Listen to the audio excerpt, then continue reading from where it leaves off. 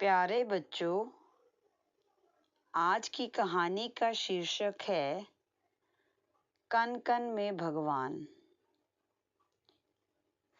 एक तपस्वी अपने उपदेश में शिष्यों से बार बार ये कहते थे, कण कण में भगवान है। संसार में ऐसी कोई वस्तु और स्थान नहीं है जहां भगवान ना हो। प्रत्येक वस्तु को भगवान मानकर उसे नमन करना चाहिए। यही उनकी शिक्षा का निचोड़ था। उनका एक शिष्य एक दिन कहीं जा रहा था। सामने से एक बहुत बड़ा हाथी तेजी से दौड़ता हुआ आया।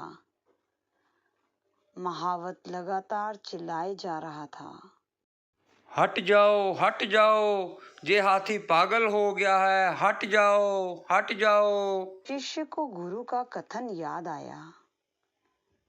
वह वहीं खड़ा रहा, ये सोचकर कि मेरी तरह हाथी में भी भगवान का वास है। भगवान को भगवान से कैसा डर। वह रास्ते के बीच में ही डटा रहा। ये देखकर महावत क्रोध से चिल्लाया, अरे बेवकूफ, हट जाओ, हट जाओ, क्यों मरने पर तुले हो। पर शिष्य अपनी जगह से एक कदम भी इधर उधर नहीं हुआ। पागल हाथी ने उसे सूंड पे लपेटा और घुमाकर फेंक दिया। बेचारा घायल शिष्य वहीं पड़ा कहराता रहा। पर उसे अधिक पीड़ा इस बात की थी कि भगवान ने भगवान को मारा। उसके सहपाठी उसे उठाकर आश्रम में ले गए। उसे गुरु से कहा, आप तो कहते थे कि प्रत्येक वस्तु में भगवान है। देखो, हाथी ने मेरी कैसी दुर्गति की है। गुरुजी ने कहा, ये सत्य है कि प्रत्येक वस्तु में भगवान है। निश्चय ही हाथी में भी भगवान का वास है, परंतु महावत में भी तो भगवान है।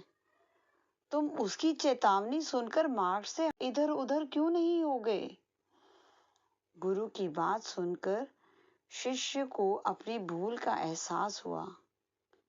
तो प्यारे बच्चों, इस कहानी से हमें ये शिक्षा मिलती है, किसी शिक्षा को आधी अधूरी समझकर उसे प्रयोग में लाना बुद्धिमानी नहीं, मूर्खता है। धन्यवाद।